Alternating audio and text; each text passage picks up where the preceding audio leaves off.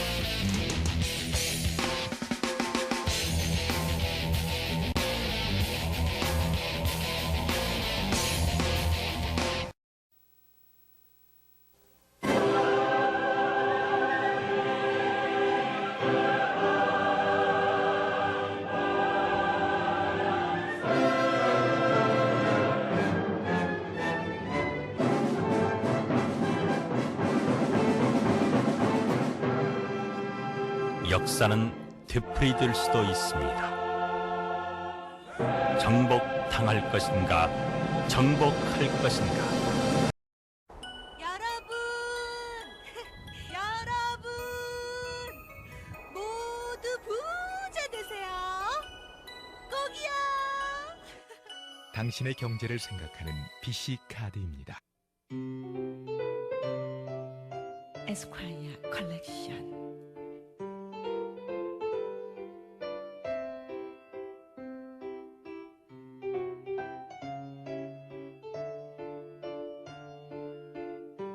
언제까지나 여자이고 싶다. 나를 여자이게 한다. 에스콰이어 컬렉션.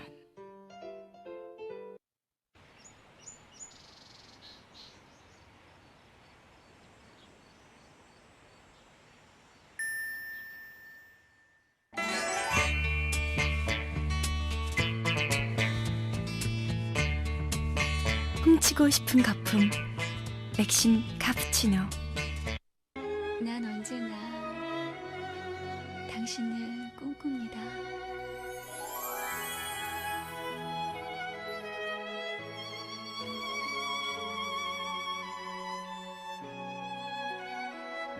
지펠은 사랑입니다.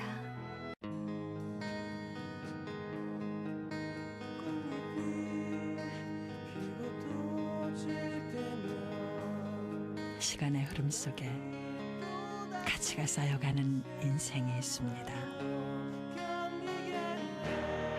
향이 깊어지는 술이 있습니다. 잘 익은 인생의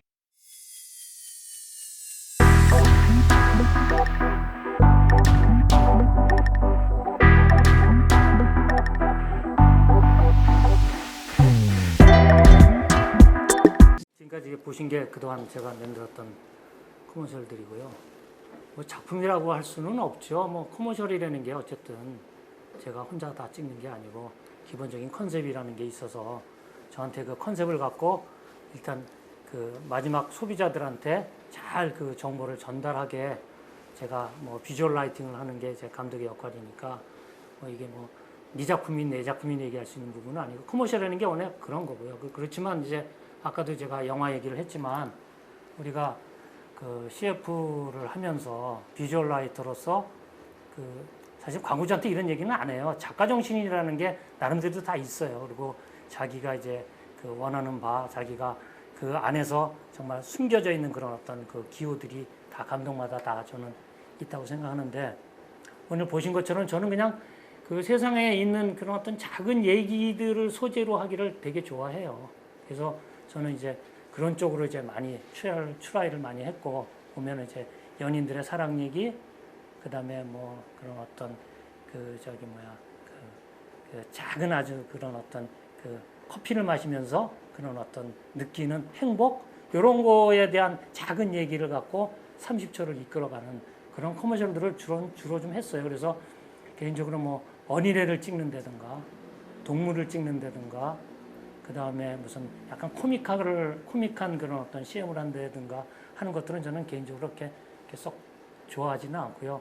그런 게 뭐 없지는 않지만 억지로 하려서 한 것들도 몇 개 있지만 저는 뭐 지금 보여드린 이런 어떤 소소한 그런 어떤 그 인상파들이 화풍으로 썼던 그런 것들을 저는 개인적으로 쭉 제 화풍으로 제가 이렇게 쭉 이렇게 소재로 썼고, 항상 얘기들이 오면 제가 그렇게 소화를 해서 광고주를 설득해서 그렇게 광고를 많이 만들었던 것 같아요. 그리고 제가 오늘 준비해 온 것들은 물론 이제 십몇 년 지난 과거 것들도 있고 근래 것들도 있지만 나름대로 나름대로 제가 감독을 하면서 터닝 포인트들이 있는 것들을 제가 사실은 준비해서 왔는데, 처음에 보신 그 프로스펙스 같은 경우는 물론 처음이라고 할 수는 없지만 제가 어쨌든 애국 마케팅의 거의 최초가 아니었는가 이렇게 생각을 하거든요. 그래서 그 당시에 이제 우리나라가 이제 미국이나 일본에서 시장을 열라고 프레스를 해요. 그래서 이제 나이키가 들어오고 이런 상황에서 프로스펙스가 이제 나이키나 이런 외국 브랜드들이 들어오면 이제 사실은 회사가 망할지도 모른다는 아주 그런 어떤 위기감 이런 데에서 이제 시작한 이제 커머셜인데, 대행사는 웰컴이라는 대행사에서 이제 한 거고요. 물론 이제 처음부터 이 컨셉이 저한테 나온 건 아니고 대행사에서 어느 정도 만들어져서 아까도 얘기했지만 비주얼라이터로서 소비자들한테 어떻게 쉽게 어프로치할 수 있느냐에 대한 두잉으로 이제 저한테 넘어온 상태에서 제가 이제 압구정동에서 정신대표로 이렇게 했는데, 어쨌든 애국 마케팅이 먹혔죠. 그래서 사실은 프로스펙스가 아직도 망하지 않고 이렇게 있고 그렇죠. 그리고 사실 이런 애국 마케팅이 몇 번 더 있었어요. 조이라는, 제가 여기서 준비는 안 했는데 조이라는 일본의 외국 브랜드일 거예요. 아마 존슨앤존슨인가 어디 건데 일본에서는 시장 마켓 쉐어가 거의 한 60% 70% 되는 조이라는 세제예요. 주방 세제. 근데 그 당시에는 우리나라는 럭키에서 이제 주로 이제 주방 세제를 만들었는데, 조이가 들어오면은 엄청나게 이제 시장이 이제 뺏길 판인데, 이제 제가 LG들랑 같이 협업을 하면서 어떻게 쓰면 좋겠냐고 저한테 거꾸로 이제 의견을 물어오는 경우도 있거든요. 그래서 이제 아까도 말씀드렸지만 감독은 비주얼라이터라 쉽게 영상화하는 작업을 하는데 가끔 이렇게 컨셉에 참여하는 경우도 있는데, 그래서 제가 저는 영화 오마주도 이렇게 많이 하고 합니다만, 거꾸로 그 당시에 조이가 쓰는 광고 마케팅은 어떤 마케팅이었냐면은 현장을 쫓아가서 소비자들의 소리를 듣는 그런 마케팅 전법을 썼어요, 일본에서. 그래서 걔네들이 조이 챌린지라고 그랬던가 아마 그런 마케팅으로 시장을 엄청나게 쉐어를 잡고 있었던 상황인데, 제가 그랬죠. 그럼 거꾸로 우리가 조이가 들어오기 전에 조이가 썼던 마케팅을 우리가 자연풍에다 쓰자. 그래가지고 조이가 했던 마케팅 기법을 똑같이 해가지고 이용렬이라는 코미디언 개그맨을 데려다가, 제가 여기 좀 영상은 없지만 찾아보시면 굉장히 재밌어요. 그래서 그거를 럭키에서 오케이를 했어요. 그래서 조이가 썼던 마케팅 기법을 똑같이 해가지고 저희도 이용렬이가 카메라맨을 데리고 다니면서 중국집도 가서 씻는 거 이런 거를 해가지고 똑같이 해서, 정말 조이가 들어와서 만약에 조이가 늘 하던 마케팅을 썼을 때 그냥 넘버 2밖에 될 수 없게 그렇게 일부러 오마주를 했어요. 완전 성공했죠. 조이는 아직까지도 마켓 쉐어가 10%도 안 돼요. 현재까지도. 그게 아마 한 2, 3년 전에 아마 처음 마케팅을 가지고 처음 CF를 했는데, 그러니까 사실은 그 마케팅에 뭐 그 우리가 늘 그런 거 있잖아요. 마케팅 불변의 법칙에 있다고. 그런 어떤 마케팅들이 사실은 굉장히 그 중요한 부분들이에요. 그래서 사실은 기업들이 광고를 그렇게 정말 돈 들여가면서 하는 이유가 그 시장에 대한 쉐어에 대한 그런 어떤 그 좌지우지하는 부분이 너무 큰 거고. 그 저기 두 번째 지금 그 부자 대수요 같은 경우에는 사실은 그 여러분들이 아실지 모르겠지만 그 전체적인 시츄에이션은 제가 그 러브레터를 오마주한 거예요. 그 당시에 이제 제가 이게 찍을 당시가 아마 99년도인가 2000년도에 제가 찍은 것 같은데 그 당시 이제 한 5년 전에 러브레터가 이제 막 인기가 있었었고 그 다음에 어쨌든 이거를 온에어를 1월 1일 날 온에어를 해야 되는데 저희가 촬영을 12월에 했거든요.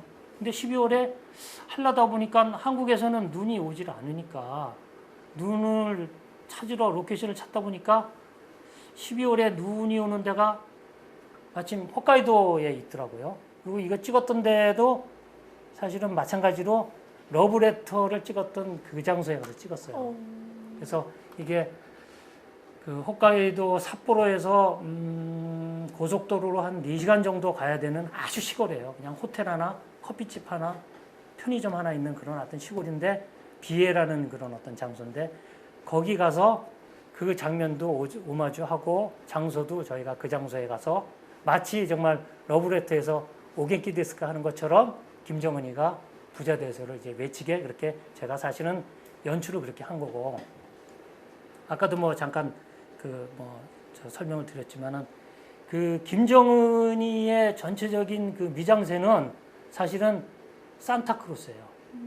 그래서 우리가 보면 산타크로스는 뭐 빨간 모자에 뭐 이렇게 저기 흰 그런 어떤 털 옷에 그런 그 이미지를 갖고 있잖아요.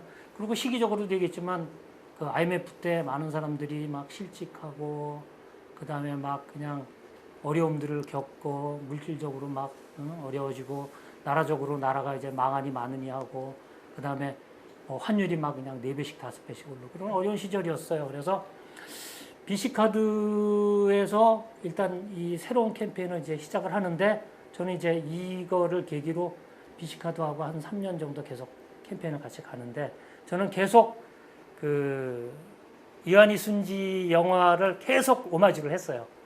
그래서 보면은 여기서 이제 부자 대소요가 있고 그다음에 봄이 되면 편이 있고 그다음에 여름이 오면 편이 있고 비가 오면 편이 있는데 비가 오면도 이완희 순지의 그런 어떤 4월 이야기에서 빨간 우산을 쓰고 있는 그 여주인공을 오마주해서 제가 또 썼고 그래서 계속 그 이 BC카드는 제가 그런 그 영화를 계속 오마주해서 사실 뭐 이런 것들을 뭐 소비자들은 모르겠지만 왜냐하면 비주얼 라이터로서 어쨌든 나름대로 자기의 어떤 영상 그런 어떤 흐름을 가져가야 되니까 그래서 제가 전 시간에 그 영화에 대한 얘기를 했던 것도 그런 어떤 그 영상을 하는 사람들로서는 그런 어떤 그 전체적인 영화에 대한 이해나 그런 어떤 히스토리나 이런 것들이 몸에 배져야 자연스럽게 이렇게 커머셜로서도 이제 할 수 있다라는 얘기를 하고 싶어서 제가 전 시간에도 이렇게 얘기를 했고 여기서 보면 우리가 사실은 원했던 메시지하고 소비자들이 받아들였던 그 내용하고는 조금 이격이 있어요. 저는 그 부분이 조금 지금 생각을 해도 좀 아쉽기는 한데 워낙에 뭐 이 그 부자 대소요가 많은 사람들한테 알려져 있고 참 이거는 그 여러 가지 그 마케팅의 승리인 것 같아요. 왜냐하면 이 부자 대소요를 사실은 막 장시간 트는 게 아니고 4일 동안 그냥 온종일 틀었어요. 그게 또 마케팅 전략이었고 그래서 6개월 동안 가지고 있는 광고비를 4일에 몰아서 다 틀자를 우리끼리 합의를 본 거예요. 물론 그거 이제 뭐 광고주가 커다란 결심을 한 거죠. 그래서 그 당시만 해도 케이블 있을 때가 아니고 다 그냥 공중파, KBS, MBC, 그다음에 SBS 있을 때인데 SBS 틀다 KBS 틀면 KBS도 나오고 이럴 정도로 그냥 집중적으로 아마 우리나라 광고계에서 아마 처음 있었던 일이 아닌가 이렇게 싶어요. 그런 어떤 그 광고 전략도 사실은 굉장히 중요하다라고 저는 생각을 하는 게, 그래서 어쨌든 우리는 사람들한테 기운 내세요, 힘내세요 라는 얘기를 산타크로스를 통해서, 김정은을 통해서 이렇게 이미지적으로 이렇게 뒤에다 이렇게 숨겨서 얘기를 하고 싶었는데, 사람들은 그 당시에 부자 되세요를 어떻게 받아들였냐면, 힘내세요, 기운 내세요 보다는, 아, 참 돈 벌어야 되겠구나, 아, 이 물질이 최고구나, 사람들이 그렇게 받아들이더라고. 그래서 제가 어디 가서 이런 얘기는 참 하지는 않았지만, 사실 저는 좀 개인적으로 아, 나는 좀 이 메시지는 좀 실패했구나 이렇게 생각을 했어요. 왜냐하면 사람들한테 저는 좀 이렇게 좀 힘내서 다시 시작하기를 바랬고, 정말 산타크로스가 나타나서 정말 카드 생활도 좀 잘 좀 하고, 그다음에 그 전까지 우리가 정말 흥청망청 썼거든요. 우리가 로케이션 가면 막 비행기 막 광고주들이 막 정말 저기 포스트 태워주고 막 그랬었어요. 이코노미 안 태워줬어요. 그리고 막 그냥 그 당시에만 해도 막 그냥 해외 가서 촬영하면 막 몇 억씩 써가지고 촬영하고, 돈이 정말 이렇게 막 흥청망청 쓰던 시절이라 막 그런 부분도 좀 후회도 되고 해서, 사실은 그런 메시지를 우리 스태프들, 그다음에 크리에이티브 디렉터, 카피라이터 이런 사람들은 그런 메시지를 좀 숨기고 싶었는데 그렇지 않더라는 거죠. 그래서 그 후에 나왔던 얘기가 뭐냐면, 그 소비자의 인사이트에 대한 얘기가 나오기 시작한 거예요. 그래서 지금으로부터 한 5년 전, 6년 전만 해도 우리가 이렇게 광고 회의를 가면 항상 하는 얘기가 뭐냐면 인사이트 얘기를 했어요. 왜냐하면 인사이트는 우리가 조사해서 알 수 있는 부분이 아니에요. 마음속에 숨겨져 있는 부분이기 때문에 그게 사실 조사에서 나타나는 것도 아니고, 사실 인사이트에 대해서 아주 유명한 그 일화가 있는데, 커피 광고가 있어요. 인스턴트 커피 광고가 있는데 아마 오길비가 만든 광고일 거예요. 뭐 여기도 제가 자료가 없어서 지금 이렇게 못 보여드리지만, 그래서 그 미국에서 이제 인스턴트 커피를 만들어 가지고 상품을 내놨는데 안 팔리는 거야. 근데 사실은 맛도 똑같고, 왜냐하면 인스턴트 커피를 안 할 때는 우리가 커피 그 필터에다 넣고 물로 드랍으로 내려서 시간도 많이 걸리는데, 시간도 이제 뭐 금세 그냥 빨리 물 부어가지고 빨리 이렇게 먹을 수 있고, 그 다음에 시간 절약에다가 그 다음에 맛도 뭐 그냥 뭐 훌륭히 리치하고, 근데 안 팔리는 거야. 그래서 알고 보니까 그 소비자들 그 인사이트에 뭐가 있었냐면, 그 커피를 먹는 사람들은 게을르다가 있었던 거야. 그러니까 사실 그 소비자 인사이트가 이렇게 사실은 우리가 컨셉 잡을 때 이렇게 중요한 게, 그래서 이제 그거를 이제 오길비가 알고, 그게 게으른 게 아니고 이 시간에 그 주부들이 빨리 커피를 마시고 그 남은 시간에 다른 여가 생활을 즐기든지, 이런 식으로 마케팅을 바꾸고 광고를 바꾸면서 이제 사실은 인스턴트 커피가 막 팔리기 시작했던 거라는 거죠. 그러니까 마찬가지로 이 부자 되세요도 그런 소비자의 인사이트와 또 우리가 하고자 하는 내용과 이 받아들여지는 게 이게 참 다르구나를 이제 우리들이 그 당시에 이제 사실은 이렇게 몸소 이제 알게 된 거죠.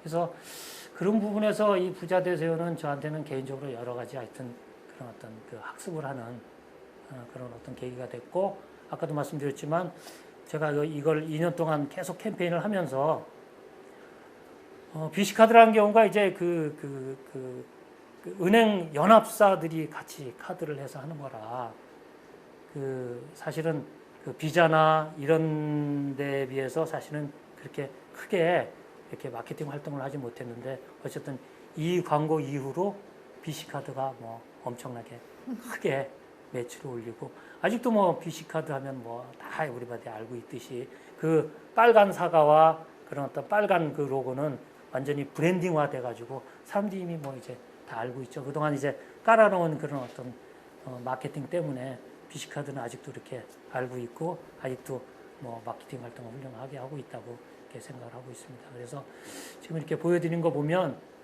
그런 어떤 BC카드나 뭐 이런 부분들, 그 다음에 그 자동차 광고 같은 것도 보면은, 사실 자동차 광고 같은 경우 보면은 막 차가 막 달리고 막 그냥 뭐 지금도 그렇지만은 뭐 하여튼 우리는 자동차 광고 얘기할 때는 달려라 이렇게 얘기를 하거든요.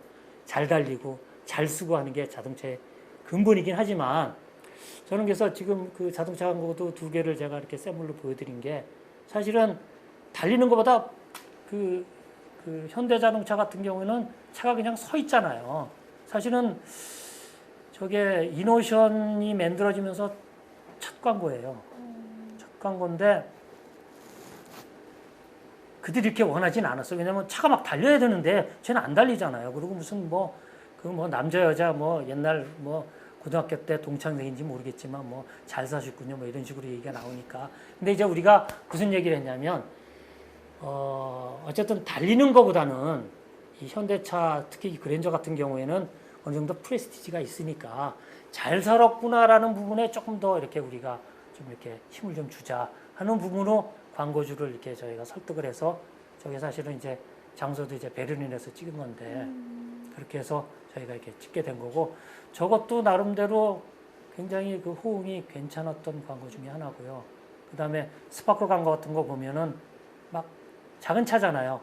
그냥 귀엽기도 하고 그래서 전체적으로 그거를 의인화해서 귀엽게 이렇게 정말 4개국을 돌면서 저거는 사실은 그 당시에 막 필름으로 찍고 사실은 레드나 이런 디지털 카메라가 있음에도 불구하고 저는 그냥 오디오로 찍은 광고예요. 왜냐하면 그냥 사실은 여기에 좀 표현이 좀 덜 되긴 했는데 지나가는 관광객이 그냥 자기의 시각으로 보는 그런 어떤 그 카메라로 보는 그래서 앵글들도 거의 그 도쿄 스토리처럼 그냥 이렇게 관광객들이 카페에 앉아서 이렇게 있는 그런 정도 아이 레벨로 전부 이렇게 시각도 맞추고 이제 그런 광고가 이렇게 됩니다. 사실은 광고 하나하나마다 다 이제 스토리가 있고 다 그 안에 이제 마케팅 전략이 있고 그래서 제가 지금 간단하게 이제 내 작품을 통해서 얘기를 드렸는데 하여튼 이런 정도로 내 소개와 제가 가진 작품 그다음에 제가 그동안 그 작품이라고 말하기는 어렵겠지만 그 하나하나 하면서 그 느꼈던 생각들을 간단하게 이렇게 말씀을 드렸습니다. 그래서 어쨌든 광고에 대해서 어쨌든 관심 있는 분들이 여기 와 계시니까 제 작품에 대해서 물어보거나 아니면 광고에 대해서 좀 궁금한 거 이런 거 있으면 제가 질문하면은 제가 간략하게 대답해 드리는 그런 어떤 순서로 이렇게 해서 정리를 하겠습니다.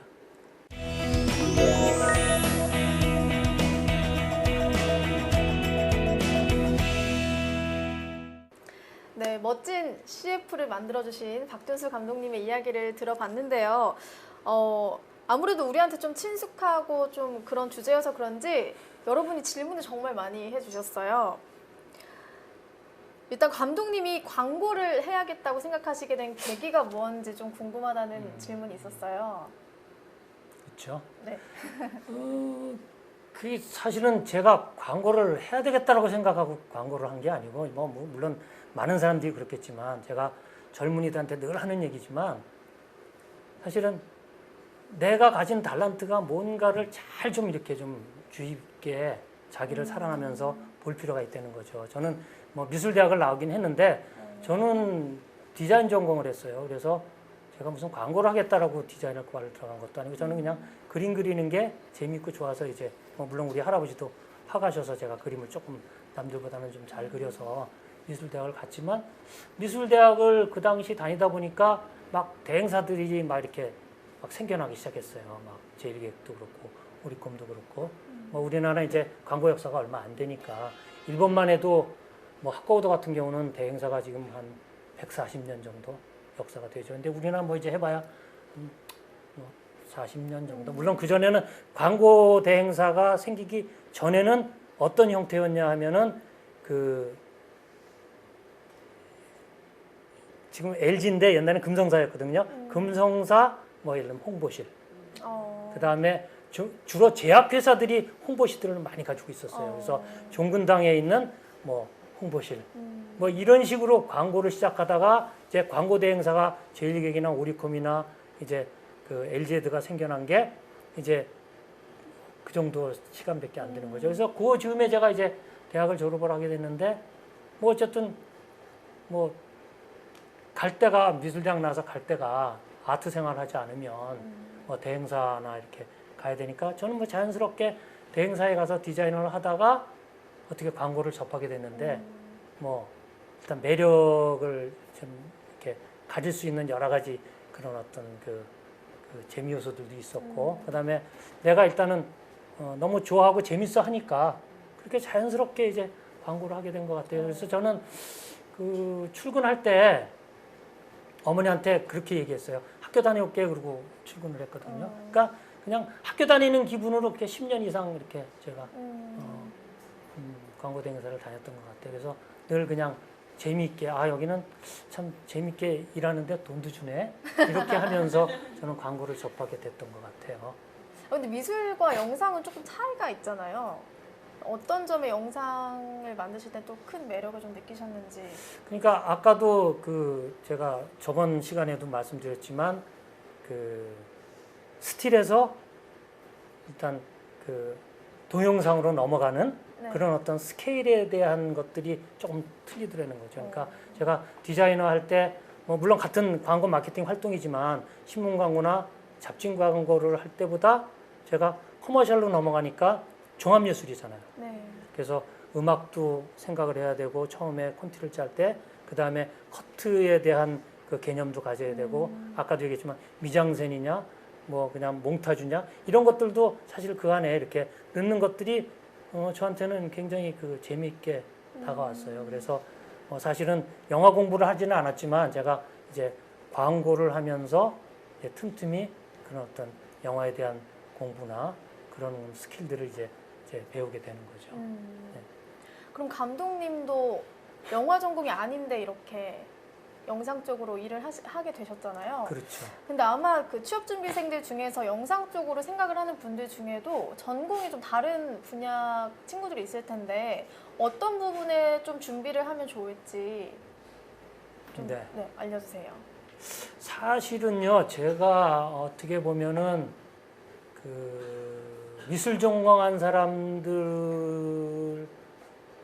처음으로 CF로 오는 아마 1세대인 것 같아요. 왜냐하면 제가 CF 쪽에 이제 처음 들어가니까 어쨌든 뭐 이렇게 딱 이미 그 연극영화과 사람들이 자리를 다 잡고 있었고 미술대학 나온 사람은 아마 제가 처음이었었던 것 같아요. 그래서 제가 그 처음에 디자이너에서 그 CM 프로듀서로 갈 때도 사실 좀 어려움이 많았었어요.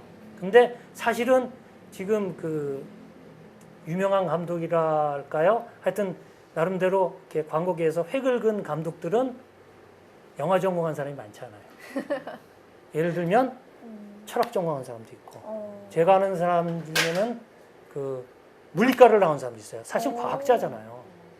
그리고 의외로 이제 저 같은 경우는 이제 미술을 했기 때문에 미장센이라든지 이런 부분에 대해서 컬러 감각이라든지 이런 것들은 뭐 남들보다는 제가 개인적으로 철학을 갖고 있으니까 그 부분에 이제 좀 주력을 해서 저는 좀 이렇게 빛을 본 케이스고 저는 그래서 이제 그 새로 영상을 시작하는 사람들은 그렇게 생각을 해요. 그 영상을 하기 위해서 꼭 영상을 배울 필요는 없다. 영상은 아까도 얘기했지만 그냥 툴일 뿐이고 나름대로의 내 작가 정신, 내가 가지고 있는 그런 어떤 비주얼 라이터로서 내가 할 수 있는 부분이 뭔지 내 장점들을 조금 더 잘 이렇게 좀 본인들이 가지고 영상을 한다면 굳이 뭐 영상 전공 안 해도 충분히 그리고 이제 뭐 시절이 그런 시절이 됐잖아요. 그러고 난 시절에다가 이제는 축구에서도 보면 멀티플레이어 얘기하듯이 그리고 제가 아는 그 아주 유명한 훌륭한 감독 중에는 정말 기타 치던 사람도 있어요. 근데 그런 사람들이 더 잘하더라는 거죠. 그래서 꼭 영상을 한다면 영상을만 파고들지 말고 자기가 잘하는 거 외에 다른 것들도 좀 이렇게 좀 광범위하게 좀 들여다볼 필요가 있다. 저는 이렇게 개인적으로 생각합니다. 그러면 이 질문은 영상 전공을 하고 계신 분이 질문을 주신 건데 그러면 아까 그 일부에서 영화사에 대해서 굉장히 깊게 설명을 해주셨는데 영화사를 알고 현업에 뛰어드는 거랑 모르고 뛰어드는 거랑 이제 감독님이 생각하시기에는 어떤 더 큰 차이점이 있거나 장점이 있는지 여쭤보셨어요. 글쎄 그거를 뭐 장점이라기보다는 아무래도 그 영화의 그런 어떤 그런 아까도 제가 얘기 드렸지만 과거 없이 절대 현재가 있을 수 없고 미래가 있을 수 없듯이 그런 어떤 그런 영화의 그런 어떤 그 히스토리를 알아야 되겠죠. 일단은 전공한 사람들은 이미 알거니와 전공하지 않은 사람들도 그런 어떤 히스토리 정도는 저희가 이렇게 알고 가는 게 또 이렇게 영상하는 사람으로서의 또 예의가 아닌가. 근데 그걸 알고 있다가 알고 있다고 하는 것가 뭐 그 사람한테 장점이냐? 저는 꼭 그렇다고 보지는 않아요. 그래서 내가 영상을 전공을 했던 영상을 전공을 안 했던 내가 어떤 목표가 생기면 그쪽에 전방위적인 그런 어떤 그런 공부가 좀 필요하고 제일 중요한 건 아까도 얘기했지만 자기의 작가 정신. 그러니까 자기를 사랑하고 자기를 좀 뒤돌아보면서 내가 어떤 달란트가 있는지 그리고 내가 뭐를 좋아하는지를 조금 더 살펴서 그쪽으로 좀 이렇게 힘을 기울이는 게 훨씬 더 뭐랄까 좀 더 윤택하게 내 잡을 할 수 있는 그렇게 될 수 있는 게 아닌가 저는 그렇게 생각을 해요. 혹시 최근에 본 뭐 광고 중에 요건 참 잘 만들었더라 뭐 이런 적 있으셨어요? 저는 어쨌든 뭐 아까도 말씀드렸지만 저는 이제 미술대학 출신으로 컬러에 대한 거는 제가 기본적으로 제 개인적으로 딱 철학이 있어요. 네. 그래서 컬러 컬렉션을 보통 뭐 이런 얘기를 하면 좀 그렇지만 다 그런 건 아니지만 그 촬영 기사하고 감독하고 촬영을 하면 일단 촬영 기사한테 컬러 컬렉션을 맡겨요. 왜냐하면 우리가 촬영을 해서 각 컷마다 다르고 조명 그 조건이 다르기 때문에 컷을 어느 정도 이렇게 톤을 맞추기 위해서 우리가 컬러 컬렉션을 하거든요. 이제 다빈치라는 기계로 컬러 컬렉션을 하는데 그럼 이제 촬영 기사한테 자 이거 톤을 어떻게 맞춰줘 그러고 보내는데 저는 지금까지 감독을 하면서 단 한 번도 컬러 컬렉션에 안 가본 적이 없어요. 저는 그거는 개인적으로 가서 제가 컬러 샘플과 컬러 컬렉션을 이렇게 다 맞추거든요. 그래서 그런 어떤 제 그런 어떤 그 장점들이 좀 이렇게 그 안에 이렇게 있는 거죠. 촬영 기사님들이 좀 편하시겠어요. 편하기도 하지만 뭐 불편하기도 하겠죠. 워낙에 잘하시니까 또. 그래서 요즘 그 우리 때만 해도 어둡게 찍으면 무조건 그 시사를 가면 빠꾸 당했어요. 광고들이 왜 이렇게 어둡냐? 뭐 이거 뭐 장의사 광고냐? 뭐 이럴 정도로. 그리고 까만 불의 옷도 입질 않았고. 그다음에 그 CG를 찍을 때 까만 브렉백에 CG를 안 찍었어요. 근데 저는 막 브렉백에 막 CG를 찍고 막 그래서 막 고생도 많이 하고 했는데 그러니까 뭐 지금하고는 많이 달랐죠. 근데 그 당시에 제가 그 청정원 그 햇살 담은 조리간장 캠페인을 제가 한 3년 정도 했는데 그 캠페인을 시작할 때 광고주 이사분이 저를 따로 개인적으로 부르셨어요. 그래가지고 우리 이 청정원 이 햇살 담은 조림간장이 정말 제품이 좋은데 쉐어가 3%밖에 안 돼요. 쉐어를 9%까지만 올려주시면 제가 원하시는 대로 해드릴게요. 그러더라고요. 그래가지고 저는 그 전까지 사실 식품을 한 번도 찍어본 적이 없어요. 청정원 조림간장 그 찍기 전에는. 왜냐하면 주로 화장품, 그 다음에 패셔너블한 거, 뭐 이런 거 위주로 이렇게 좀 찍다가 식품을 하려니까 처음엔 좀 하기 싫더라고요. 근데 그 광주 분인가 그런데 그분이 구수하게 사투리 쓰면서 근데 그분이 보니까 뭐 해외 유학파야. 젊으신 분인데 뭐 지금도 아주 유명한 회사에 이제 마케팅 임원으로 계신데 3%밖에 안 된다는 거예요. 근데 거기서 제가 이렇게 오기가 생기더라고요. 그래서 3%밖에 안 되면 그래 내가 한번 올려주지. 그래서 그 당시에 정말 광고주가 전적으로 저한테 그냥 모든 걸 다 일임했어요. 사실 그러기가 쉽지 않은데 그래서 3년 동안 햇살 담은 조림간장을 제가 어쨌든 캠페인을 하면서 그 당시에 저체도로 제가 찍고 저체도로 편집을 했어요. 그러니까 약간 뭐랄까 어둑어둑하죠. 그것들이 사실은 그 당시에 이렇게 그게 눈에 띄었을지 모르겠는데 전반적인 주류는 아니었다는 거죠. 근데 요즘 이렇게 커머셜들 보면 이렇게 저체도들이 많이 나와요. 네, 맞아요. 네, 그래서 그런 것들이 저는 개인적으로 요즘 커머셜의 트렌드가 저는 개인적으로 좀 좋아요. 근데 옛날에는 그냥 막 밝게 쨍하게 이렇게 찍던 시절에 제가 사실은 저체도로 해서 고생도 많이 하고 왜 쟤는 저걸 저렇게 그냥 찍어왔대. 왜냐하면 그 당시만 해도 샤프니스가 쨍한 거를 광고주들이 좋아하는데 저는 앞에다가 필터를 샤라는 필터가 있어요. 브렉 샤라고 사실 우리가 그 눈으로 봤을 때 카메라의 일단 기본 그 원칙은 뭐냐면 눈에 가깝게 가는 게 카메라의 기본 원칙이에요. 사실 아직까지 눈에 가깝게 오지 못했잖아요. 이제 지금 그 기술적으로 이제 눈에 많이 가깝게 오토포커스도 그래서 생긴 거거든요.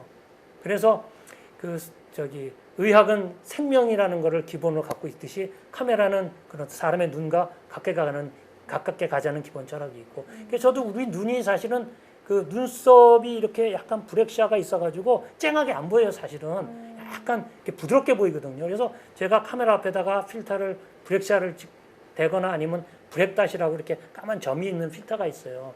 그런 거를 이렇게 대고 찍으면 가면 뭐 영락 없이 그냥 뭐 빠꾸 맞는 거예요. 그래서 제가 참 그런 고생들 많이 했는데 요즘은 이제 사실은 이제 많이 깨이고 전체적으로 이제 저채도의 그런 어떤 그런 컬러랑 구성들이 보여질 때 뭐 많이 기쁘죠. 그래서 어쨌든 제가 광고에 이렇게 나름대로 기여한 바도 있고. 선구자 역할을 하셨네요. 선구자라기보다는 그냥 제 느낌대로.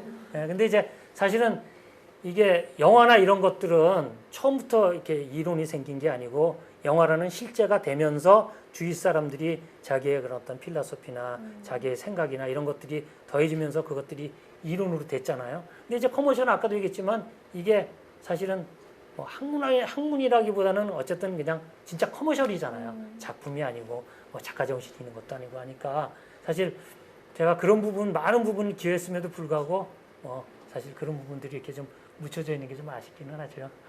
이렇게 들으니까 되게 작가 정신이 없다고 하셨는데 굉장히 전문가 같고 근데 작가 같고. 그거는 감독들은 저뿐이 아니고 모든 사람들이 그 스토리는 없지만 그 감독의 스토리를 갖고 다 그거를 그렇죠. 만드는 거예요. 그거는 저뿐이 아니고 모든 아마 그 비주얼 라이터들은 아마 다 그럴 거라고 저는 이렇게 생각을 합니다. 그래서 새로 시작되는 분들은 그런 부분들에 대해서 조금 더 좀 깊이 생각을 할 필요가 좀 있다라고 생각을 합니다. 그 광고주 분들과 이제 갈등이 있을 때는 어떻게 하셨어요? 그래서 사실은 저 같은 경우는 일단 저는 뭐 비즈니스 감각도 좀 없고 크리에이터여다 보니까 그래서 저는 광고주하고는 그렇게 별로 친하게 안 지냈어요. 그래서 원래는 광고주가 다이렉트로 프로덕션 감독하고 해서 하는 일도 많은데 저는 그런 일은 사양했어요. 저는 꼭 대행사를 통해서 일을 했어요. 왜냐하면 그런 부분을 중간에서 대행사가 역할을 해줘야 되니까. 그래서 사실 대행사에서 뭐 A나 크리에이티브 디렉터나 이런 분들이 많이 역할을 해줬어요. 그리고 아까 제가 그 데모릴에서 보여줬듯이 그 맥심 카푸치노 같은 경우는 크리에이티브 디렉터가 되게 유명하신 분이에요. 박운현 상무라고 그분이 그 당시 그 크리에이티브 디렉터였는데 그분이 정말 그분 아니었으면 저 콘디를 팔았겠어요. 누가 사실 늘 생각하는 거잖아요. 우리가 기차 타고 가다가 구름이 이렇게 뜬다라는 생각은 누구나 하는데 그렇죠. 저거를 광고주한테 설득시키고 팔 수 있고 저거를 콘티화할 수 있다는 거는 그런 훌륭한 CD하고 같이 일을 했기 때문에 제가 저런 크리에이티브를 퀄리티를 낼 수 있었던 거고 그래서 저는 광고주하고는 별로 안 친해요. 광고주하고 다이렉트로 일을 한다거나 그러지는 않고 항상 그 대행사의 CD나 대행사를 통해서 제가 늘 이렇게 크리에이티브를 이렇게 했습니다. 그래서 그분들이 사실은 저 때문에 고생들도 많이 하고 제가 고집 부려가지고 뭐 이렇게 많이 힘들었던 부분도 아마 있고 그래서 뭐 제일객 같은 경우는 박준수는 다루기 힘든 사람 뭐 이런 식으로 막 뭐 이렇게 정평이 나서 저는 이렇게 그 소방수 역할을 많이 했어요. 그래서 좀 안 풀리는 거라든지 아까 그 햇살 담은 조림간장처럼 안 풀리는 뭐 일단 뭐 브랜드가 있다든지 그 다음에 런칭할 때 저를 부르고 런칭이 잘 끝나면 다른 사람으로 싹 체인지업하는 왜냐면 다루기 힘드니까 뭐 저는 그래도 뭐 관계 없어요. 그냥 저는 이렇게 재미있게 하는 게 제 목표였고 그랬기 때문에 저는 주로 이제 광고주하고는 이제 안 친하게 지내는 걸로 이렇게. 그래도 인복이 많으신 것 같아요. 크리에이티브 디렉터 분들이 그래도 믿고 계속 이제 감독님을 이제 해주셨던 거니까. 그렇죠. 이제 뭐 제가 잘하는 부분들을 그분들이 잘 간파하고 있었던 거죠. 네. 또 워낙에 실력이 좋으시니까 뭐 믿을 수밖에 없었을 것 같아요. 그렇죠? 글쎄요, 뭐 그것까지는 모르겠고 그냥 재미있게 뭐 하다 뭐 우리 야구 얘기 있잖아요. 뭐 요즘 뭐 메이저 뭐 프로야구 얘기 많이 하지만 그렇게 홈런 때리고 그렇게 안타 쳐도 그 우리 그 4번 타자는 3할이 못 넘어가요. 그렇죠? 그래서 우리 그 커머셜에서도 10개 하면 3개 이렇게 그 정도 이렇게 알려지기가 쉽지 않아요. 근데 이제 커머셜 쪽은 이제 어떤 그 상들이 있냐면 그 사람들이 못한 7개는 기억해 주지 않고 잘한 3개를 그 기억을 해주기 때문에 그래도 이렇게 계속 감독으로서 이렇게 해올 수 있는 거죠. 저만 해도 벌써 그 저 부자 대서 같은 경우는 뭐 한 15년, 16년 지난 건데 아직도 그 얘기를 하면 사람들이 기억해 주고 제가 아시죠? 그 얘기에 대해서 또 이렇게 뭐 얘기를 할 수 있는 것들이 막 그런 상들이 커머셜 쪽에는 좀 있다고 저는 생각을 합니다. 그럼 감독님한테 가장 의미 있었던 작품이 있었다면 어떤 게 있었을지 좀 궁금해요. 사실은 제가 쉬어보지는 않았어요. 제가 500편 때까지는 쉬다가 500편이 넘어가면서는 제가 쉬어보지는 않아서 몇 편을 했는지 모르겠는데 한 700편 정도 커머셜을 평생 찍었던 것 같아요. 그리고 사실은 지금은 프리랜서 감독하면서 요즘은 이제 뭐 BTL이라고 그래서 뭐 바이럴 영상도 제가 지금 많이 찍고 있고 요즘은 사람들이 읽기를 싫어하니까 막 이렇게 그 설명서 같은 거를 영상으로도 많이 만들어요. 사실 좋은 아이디어죠. 그래서 이제 영상들도 점점 다양해지는데 사실은 이렇게 따져보면 그 700편 이상 되는 모든 그 작품들이 사실 다 머릿속에 있어요. 기억에 남고 어느 거 하나 이렇게 기억에 남고 물론 이제 그 모멘텀이 되는 그런 것들은 있죠. 사실은 어찌 보면은 제가 1999년도에 이제 그 어쨌든 그 세기말 현상이 오잖아요. 그래가지고 막 그 Y2 막 이래가지고 뭐 이런 뭐 아주 그 막 복잡한 그런 어떤 그 세기말 현상들이 막 있었어요. 그래가지고 저도 그때 그게 같이 이렇게 휩쓸려져가지고 제가 갑자기 어느 날 이게 뭔가 하는 생각이 들어서 감독하기가 싫더라고요. 그래서 그 당시에 킬리만자로라는 프로덕션을 할 때인데 제가 그냥 감독을 접고 1년 동안 그냥 일본에서 그냥 혼자 살았어요. 근데 어디 여행을 간 것도 아니고 그냥 일본에서 그냥 1년 동안 그냥 혼자서 자취했어요. 그리고 한 곳도 없어요. 그냥 매일 그냥 그 동네 그냥 그 뭐 이렇게 유원지나 좀 가고 그냥 동네 나가서 밥 사 먹고 청소하고 그렇게 1년을 있다가 와서 한 첫 작품이 저 부자 되세요예요. 그래서 어찌 보면 그 성공하기도 했지만 제 개인적으로 또 이렇게 그런 어떤 저의 인생에 있어서 그런 어떤 모멘텀, 또 시작. 제가 그 1년 동안 나 이제 안 하고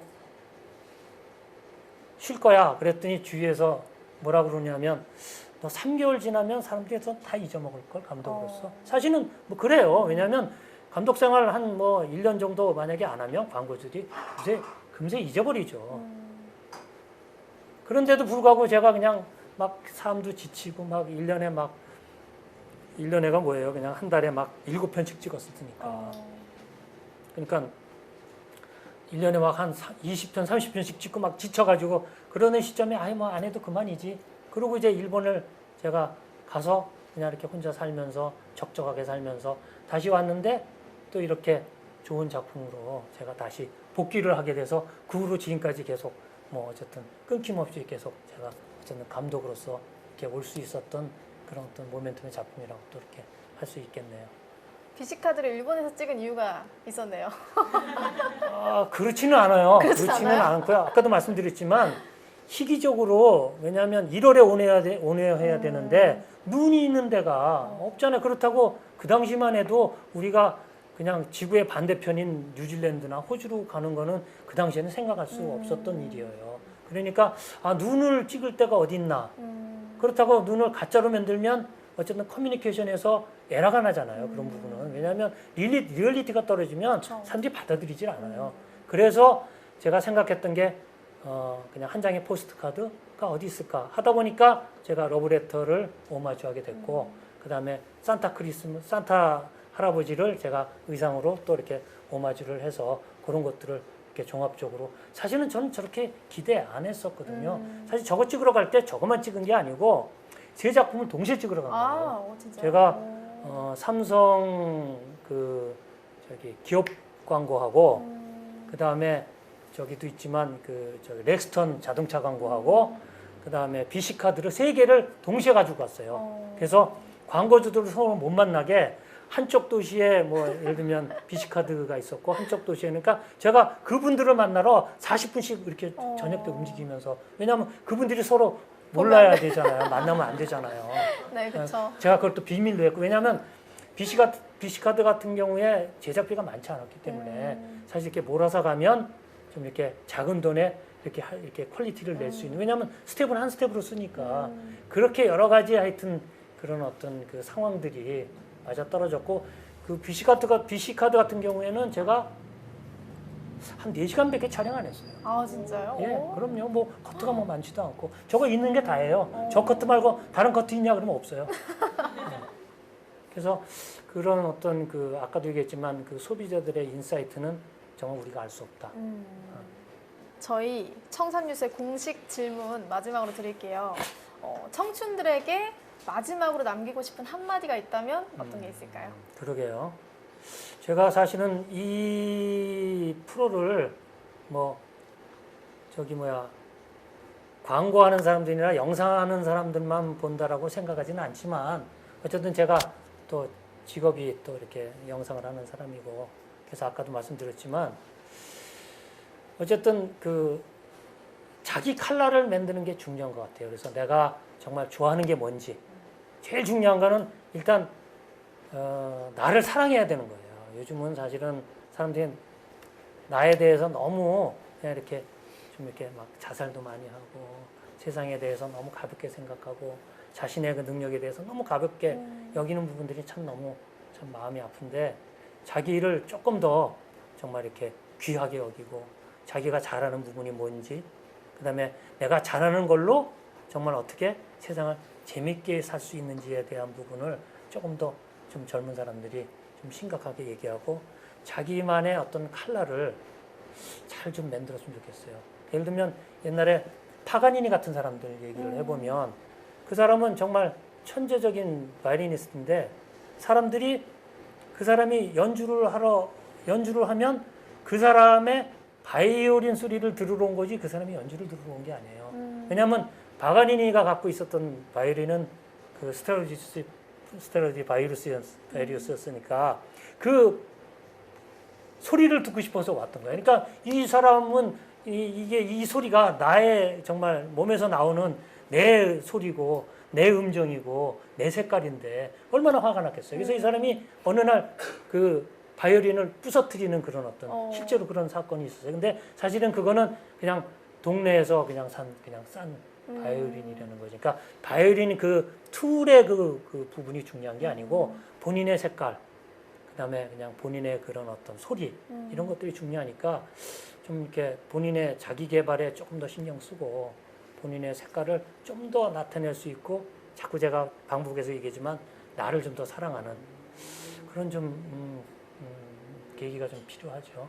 그랬으면 좋겠어요. 그럼 그 본인의 색깔을 찾는 방법에 대해서 팁을 조금만 주신다면? 제가 늘 하는 얘기지만 내가 뭐를 잘하는지 내가 뭐를 좋아하는지가 사실은 그게 본인의 색깔인 거예요.